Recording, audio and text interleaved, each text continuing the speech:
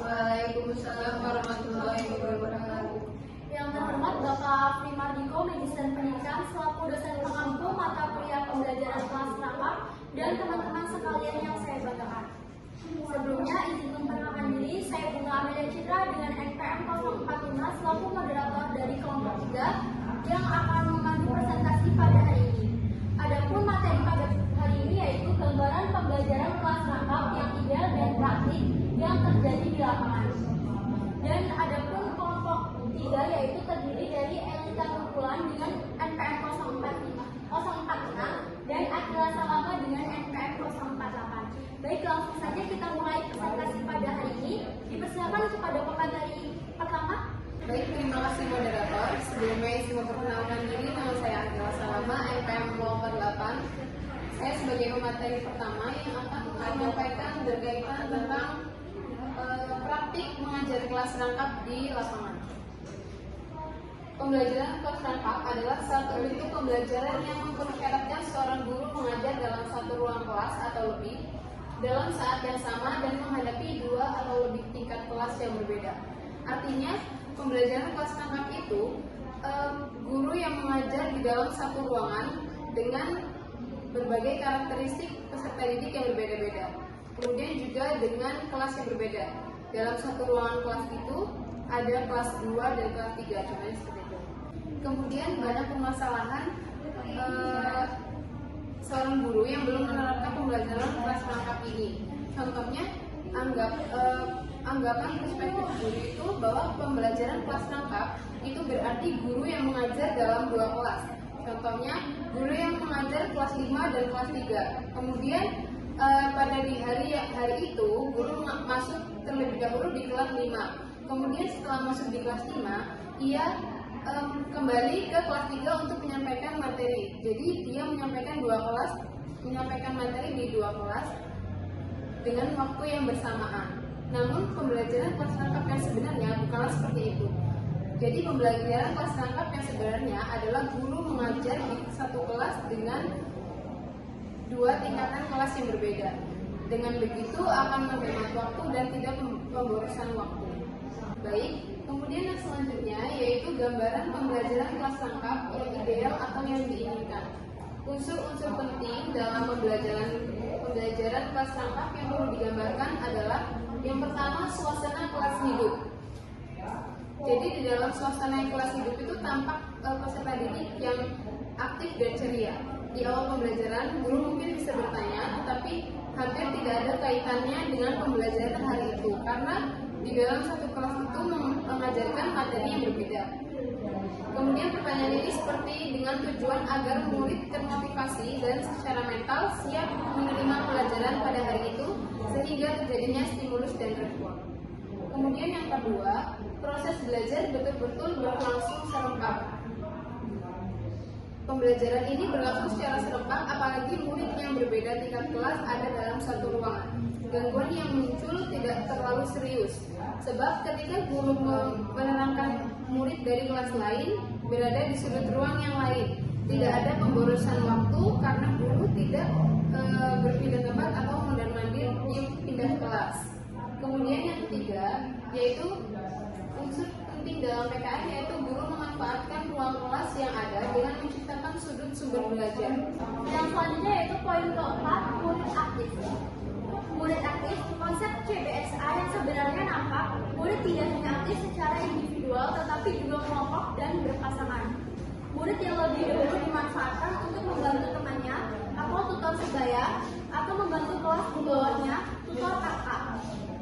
Poin yang kelima yaitu selain menonjolkan asas kooperatif, guru juga menyelipkan kompetensi persaingan yang sehat. Murid bersemangat mengerjakan tugas, apalagi ketika guru menanyakan siapa yang sudah selesai lebih nilai tambahan. Gambar yang terbaik akan dipajang atau siapa yang selesai duluan boleh membaca buku-buku bacaan dan sebagainya.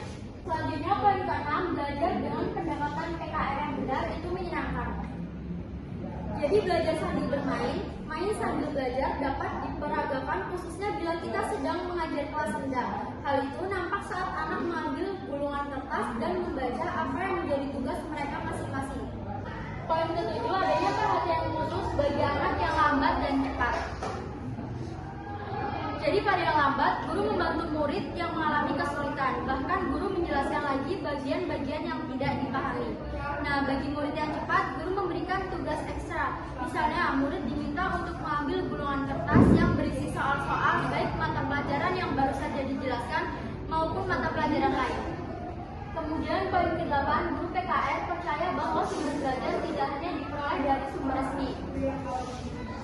Seperti di kantor Depdiknas atau pemerintah daerah, guru PKR dapat melengkapi sumber belajar yang berasal dari lingkungan sekolah dan lingkungan sekitar. Sudut ruangan menjadi lengkap dengan sumber belajar, bahkan dapat memupuk tanggung jawab murid dan serta memiliki terhadap kelas dan sekolah mereka. Poin yang ke-9, prinsip perangkapan tidak hanya diterjemahkan dalam bentuk mengajar dua tingkat kelas. Jadi dalam satu ruangan kelas atau lebih dan dalam waktu yang bersamaan atau stimulan, tetapi perangkapan kelas juga berarti dalam bentuk mengajarkan dua bidang studi atau lebih dalam satu wacana atau topik. Inilah yang disebut pengajaran terpadu atau integrated. Poin ke-10, mampu melepaskan diri dari mitos bahwa yang mampu mengajar adalah guru. Guru dapat memanfaatkan sumber daya yang ada di lingkungan murid. Misalnya ketika guru menjelaskan tentang bagaimana menangkap ikan, murid-murid menjawab dengan menyebut beberapa alat menangkap ikan yang biasa digunakan di lingkungan sekitar. Kemudian murid diminta menggambar alat tersebut. Peran guru terhadap pembelajaran PKR yang ideal atau yang diinginkan. Yang pertama, perancang kurikulum. Hal ini bukan berarti guru menyimpang dari kurikulum yang berlaku, bahkan untuk membuat yang baru, tetapi di daerah terpencil yang serba sulit dan serba kekurangan, tidak semua bukti yang tercantum dalam kurikulum mungkin dilaksanakan sebagai memadai. Yang kedua, sebagai administrator, agar dapat mencapai hasil yang maksimal, guru PKR harus merancangkan dan mengatur kelasnya dan jadwal pelajaran dengan semaksimal. Hasil maksimal dapat dicapai jika guru PKR dapat melibatkan muridnya secara aktif, bukan saja untuk belajar, tetapi juga dapat membantu guru mengajar teman-temannya yang tertinggal. Yang ketiga, seorang profesional. Guru PKR senantiasa berusaha untuk meningkatkan kompetensinya dan meningkatkan gaya mengajarnya. Walaupun kesempatan untuk meningkatkan pelatihan atau pendidikan lanjutan bagi sebagian guru yang ada di daerah terpencil sulit diwujudkan, tetapi niat profesional harus tetap dipelihara dan penting semangat itu selalu ada. Yang keempat, agen membawa perubahan. Guru sebagai pengayom dan juga sebagai sosok yang mewakili misi moral dan nilai dari masyarakat tempat di mana ia bertugas. Guru harus berusaha keras untuk mendatangkan perubahan yang positif terhadap sikap dan perilaku anggota masyarakat melalui proses pembelajaran di sekolah dan melalui interaksi dengan anggota masyarakat melalui proses pembelajaran di sekolah dan melalui interaksi dengan anggota masyarakatnya setempat. Baik, sekian presentasi dari kelompok kami. Jika ada pertanyaan, silakan hubungi kami. Saya akhiri. Wassalamualaikum warahmatullahi wabarakatuh.